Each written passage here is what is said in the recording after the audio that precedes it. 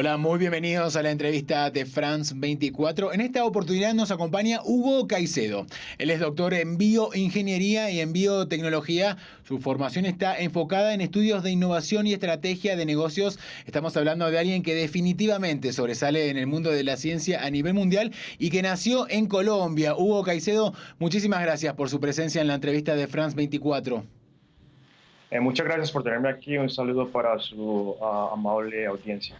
Hugo, bueno, hablemos en primer lugar sobre ser afrocolombiano en las grandes ligas científicas, ¿no? Hablo de las grandes ligas porque usted se ha desempeñado en la Escuela de Medicina y de Negocios de Harvard, también en el Instituto Tecnológico de Massachusetts, hablamos del MIT. Lamentablemente vivimos todavía en un mundo muy atravesado por la discriminación. Ocurre esto en el ámbito científico y es inevitable, por supuesto, insertar esta pregunta en el contexto que vive hoy Estados Unidos, ¿no? Con múltiples y masivas manifestaciones contra el racismo y la violencia policial. Esto recordemos desde la muerte de George Floyd a manos de las fuerzas policiales.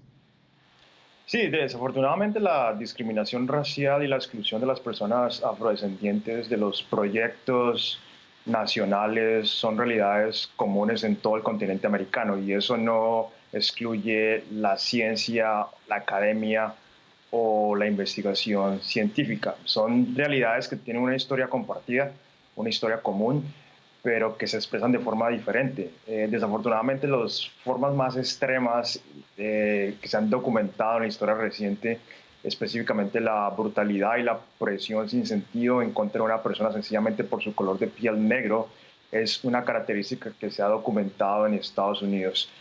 Desde el punto de vista de la ciencia, hay casos también que se han documentado. Desafortunadamente, muchos avances científicos y médicos se han hecho con base en represión y opresión en contra de las personas negras. Hace poco, precisamente esta semana, la revista Nature Biotechnology, que es la revista más prestigiosa que cubre la biotecnología y el negocio comercial de la biotecnología, me invitó a hacer una descripción y a escribir un artículo donde podamos presenciar la historia de los hechos negativos y no éticos de la ciencia. Hay ejemplos muy notables como el nacimiento de la ginecología, la eugénica, también los concursos de bebés científicos, y algo muy notable, por decir algo así, en Estados Unidos, el estudio de la sífilis que se realizó en Tuskegee en contra de específicamente hombres negros por 40 años teniendo la vacuna, y se les negó esta vacuna a ese tipo de hombres negros. Entonces, desafortunadamente, este flagelo y esta epidemia del racismo cubre todos los ámbitos, incluyendo la ciencia, la académica y la investigación. Una realidad muy lamentable, Hugo. Por otro lado, el aislamiento por la pandemia se detuvo para muchos a partir de la muerte de George Floyd. Muchos decidieron en ese punto que era hora de romper la cuarentena, no de romper el aislamiento. ¿Qué respuesta, qué representa, mejor dicho, para usted la muerte de Floyd en manos de un policía? Y también preguntarle sobre su experiencia personal. ¿Vivió usted en Estados Unidos episodios de violencia con policías? Efectivamente, bueno, y una de las cosas también por la cual la revista Nature Biotechnology me invita a escribir este artículo es porque soy un hombre negro viviendo en Estados Unidos, porque hago aportes relevantes a la ciencia y al negocio comercial de la biotecnología, y porque personalmente soy un sobreviviente del acoso policial de la policía. Entonces, algo que hay que aclarar muy bien es que cuando se es una persona negra en Estados Unidos y en muchas partes del mundo, sencillamente no importa que se tengan estudios superiores, no importa que tengas relaciones con el decano de las escuelas más prestigiosas de medicina o de negocios del mundo. Sencillamente, cuando estás en la calle, eres un individuo negro más. Por eso el asesinato del señor George Floyd fue algo que me conmovió a nivel personal profundamente, porque me recordó episodios muy dolorosos en los cuales yo tuve que afrontar una situación muy desagradable con la policía, y sencillamente por ninguna razón me paran, no creen sobre mis credenciales profesionales y fue un momento en el cual, si tú eres una persona negra, un hombre negro en particularmente, tú sientes que es el final de tu vida.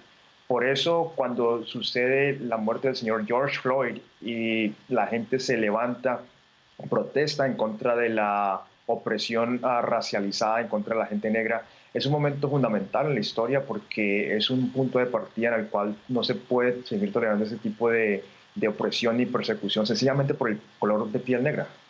Y precisamente todo esto ocurre en el año de la pandemia, ¿no? De coronavirus COVID-19, por eso es que muchos hablan también de dos pandemias, ¿no? El COVID-19, por otro lado, el racismo. Quisiera enfocarme ahora un poco en el COVID-19 en particular. Usted ha dicho que sus consecuencias demuestran la mentalidad reactiva que tiene el mundo en sus sistemas de salud. ¿Podría desarrollar esta idea para nuestra audiencia? Claro, con mucho gusto. Principalmente y por necesidades históricas muy bien entendibles, la medicina y los sistemas de salud se han orientado hacia el tratamiento de las enfermedades. Ya hay muchas enfermedades crónicas que requieren este tipo de tratamientos. Hay muchas personas sufriendo de muchas enfermedades crónicas y esa ha sido la orientación.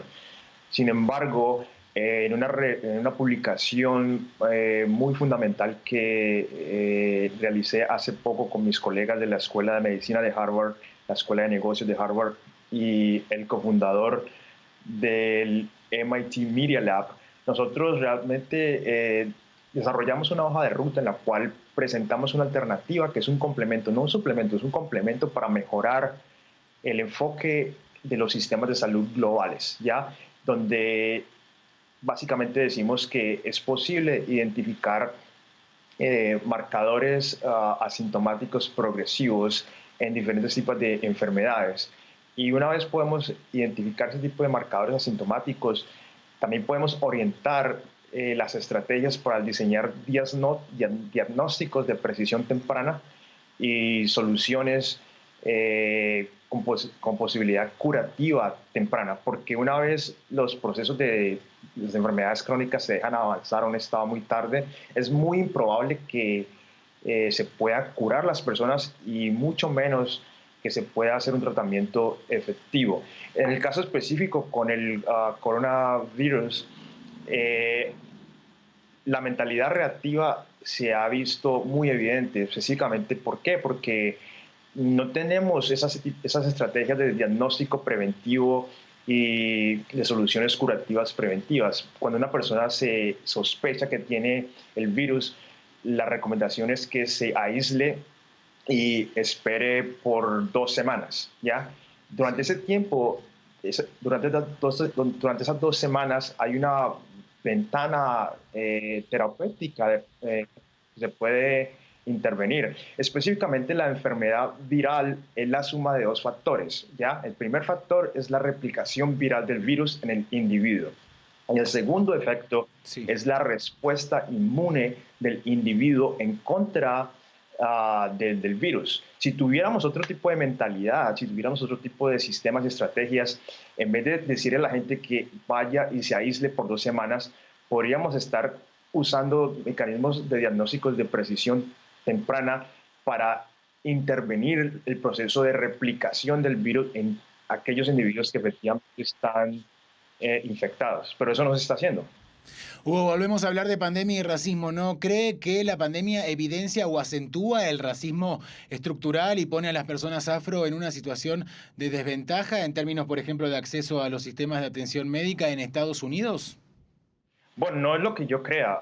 Han habido estudios en revistas bastante prestigiosas como New England Journal of Medicine y otras revistas igualmente prestigiosas donde han demostrado que las personas negras tienen un nivel de incidencia del 2.5% más elevado de ser contagiado por el virus y de morirse por el virus, precisamente porque tenemos un sistema de salud, de acceso a la salud que no es equitativo y que por diferentes situaciones y casos de racismo, donde ellos específicamente lo indican, a las personas tanto de color de piel negra como los individuos mestizos, se les está negando un tipo de atención adecuada, precisamente por todo este tipo de injerencias que el racismo ha influenciado los diferentes sectores, incluyendo la salud. Hugo, sí, quería consultarle, usted tiene muchísima experiencia en lo que es la creación de medicamentos, ¿no? ¿Le preocupa este tema, el acceso a los medicamentos, a las posibles vacunas, cuando ya estén las vacunas efectivamente en el mercado? ¿Le preocupa que haya una desigualdad en el acceso?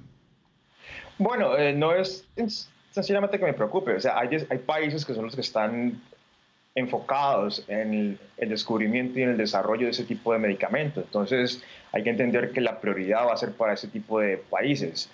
Lo otro es que por la condición de urgencia y de aceleramiento del proceso de desarrollo de esta vacuna, necesariamente se van a aprobar varias vacunas, pero no todas esas vacunas posiblemente van a ser efectivas. Entonces, por lo menos lo que yo haría es un llamado a mantener la calma, a no saltar en euforia una vez escuchemos las noticias de las primeras vacunas que se van a probar. Esas vacunas van a tener que ser validadas en el mundo real, fuera de los ensayos clínicos acelerados que se han hecho. Y una vez lleguen a esos lugares de focos de infección alto, ahí es donde vamos a ver si efectivamente funcionan o no funcionan. Claro. Y como le digo, los países que no están directamente involucrados en el desarrollo de este tipo de vacunas van a ser los últimos que la van a usar. Hugo Caicedo, muchísimas gracias por su presencia en la entrevista de France 24. Mucho gusto y un saludo para ustedes. Gracias. Gracias a usted y a nuestra audiencia. Le invitamos, como siempre, a continuar informándose en France 24 y en france24.com.